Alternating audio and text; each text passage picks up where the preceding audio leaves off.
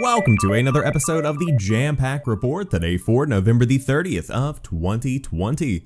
Of course, my name is Samuel Adams and this is a daily gaming news podcast meant to bring you the hottest news you need to know from around the industry. Hosted on YouTube and podcast services around the world 5 days a week, it is your one-stop shop for everything you need to know. So if you enjoy the show and you like what you see, hit that subscribe button and keep coming back for more. But of course, if you guys were celebrating Thanksgiving over the weekend, I do hope you enjoyed it, and if you were scoping out some Black Friday deals, I hope you snagged some for yourself. But today we are back to the news with a story that did not get a lot of publicity. I feel like a lot of people were probably just on vacation in the gaming news industry, but it's still something to talk about today. Bungie boss says the studio has been working on new games for 3 years. The big split from Activision was all about creative freedom. Bungie has been working on several new games for 3 years now, according to CEO Pete Parsons. He addressed the studio's future games and split with Activision in a wide-ranging interview with Metro. Asked about Bungie's January 2019 split with publisher Activision, which, while high-profile, was seemingly amicable, Parsons said that the studio's consistent desire for creative independence was to blame. Obviously, that means control of Destiny 2, but Parsons segued into discussing future Bungie games. It is not a huge surprise that the studio has other projects in the works. It filed a video game software trademark in the EU for Matter in 2018, and in 2019, Bungie also planned to release a non-Destiny game at some point before 2025. This year, a job listing was mentioned working on something, quote, lighthearted and whimsical, end quote. Christopher Baird is also currently listed as the game director of an unannounced project. Quote, so we started about 3 years ago. Jason Jones and Johnny Ebert and Zach Russell and a few of us started working on new incubations, said Parsons. That would have been in 2017, just ahead of Bungie's decision to take on a huge cash infusion from NetEase in 2018, and shortly followed by its split from Activision. Parsons also said that Emmy Chung, designer on Destiny Social Systems, was working on an incubation project. The incubation process, said Parsons, was more about building up good teams than ending up with publishable games, but it also sounds like he's happy with how the games are shaping up. Parsons noted that new incubations continue to really show promise. Actually, ironically, we expected a decently high failure rate from the incubations, and what happened is we're pretty excited about the work that's being done, not just on continuing the Destiny universe, but because we've been able to build such a deep bench of talent. These incubations are really amazing, end quote. Supporting these incubation games projects is clearly a large priority for Bungie. Parsons noted that the developer was hiring new employees at a faster rate than we thought we would despite the pandemic.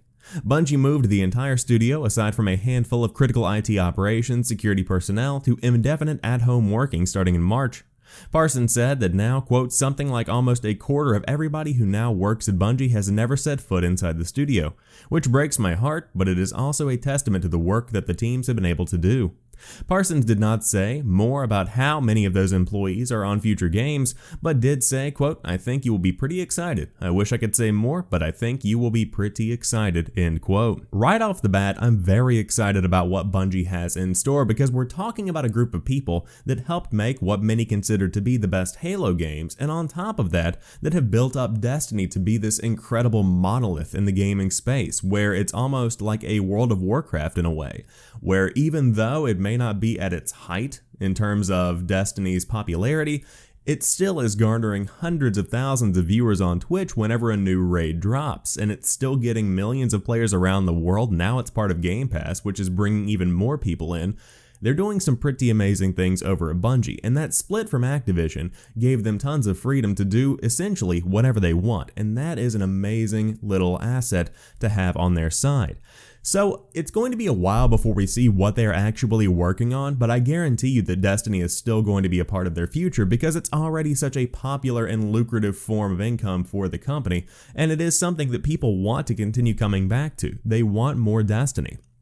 And so I look forward to seeing what they end up coming out with, but definitely excited about Matter, just to see what that is. Of course, it's a name that's been thrown around for a number of years in the industry now, but there's a lot to look forward to in the world of Bungie. Now, this is a story that I wanted to share with you all because it's more of a warning than actually informing you of things happening. PlayStation 5 Ebay scams include photos of the console and empty boxes, and eBay is taking action. PS5 eBay scams have been rife since the console's launch, with misleading listings featuring photos of the console for sale or empty boxes, but the auction site has announced plans to tackle the problem.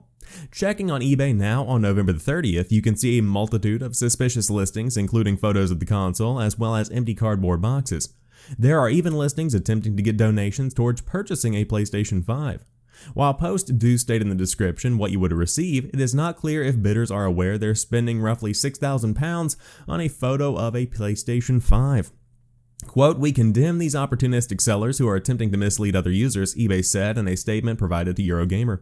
"We are in the process of removing all listings for photos of PlayStation 5s from our marketplace and will be taking appropriate action against the sellers." It's a positive step that eBay is taking relatively swift action against scammers, although there are still several listings up at the time of publication. With PS5 stock in such scarce supply around the world, it's easy to see why sites like eBay have been home to a litany of scams involving the new console. Just last week, PlayStation boss Jim Ryan revealed that absolutely everything is sold in relation to PlayStation 5 stock, but Sony more recently assured customers that more PS5 stock would be available before the end of the year. Despite a shortage of stock for the new console, Sony is expecting big things for the PlayStation 5 sales figures. The company is aiming for the new console to surpass 100 million sales over the course of its lifetime on the market, and Ryan has predicted that the new console will beat the PlayStation 4's launch figure of 7 million units sold by April of 2021. This is a warning. Don't buy from scalpers online. Now, I say this knowing full well that there are people out there that are going to buy from scalpers online because you just have to have the new console, potentially someone you love has to have it for the holiday season. Whatever it is, there are people that are going to buy these from scammers.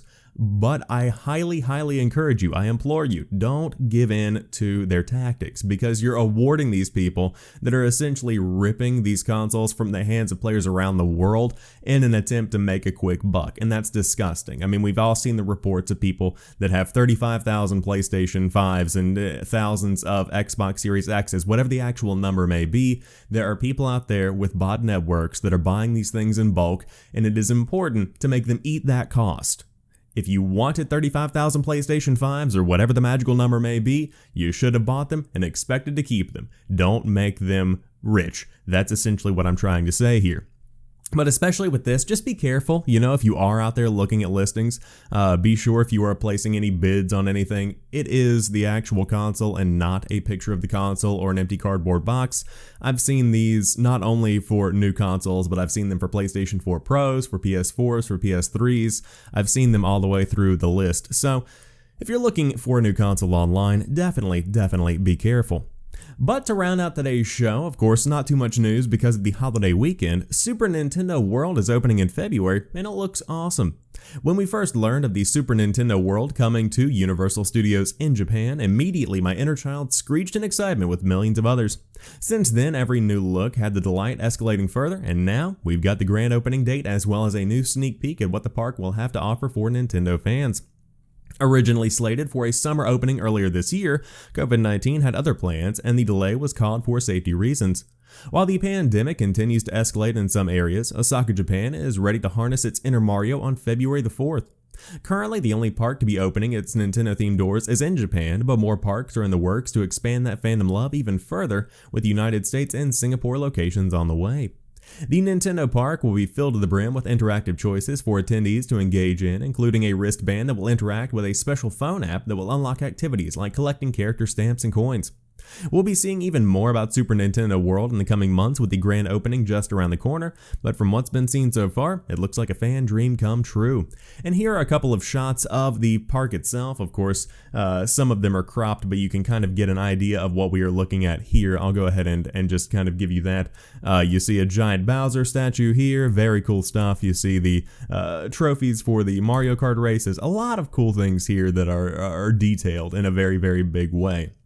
So I'm looking forward to seeing people enjoy this. Of course, personally, I'm not a big theme park guy, whether it's a roller coaster or whether it's just a literal theme park where you're going to Disney World or something.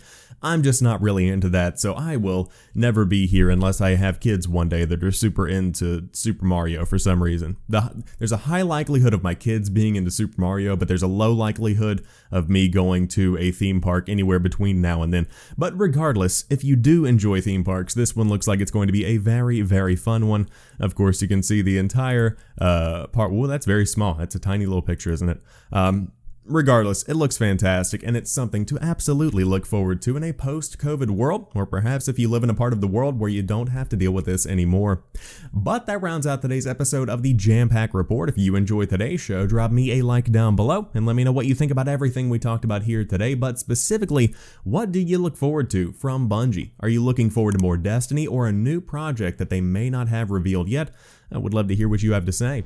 But until next time, you guys have a fantastic rest of your day. I'll talk to you soon, and peace.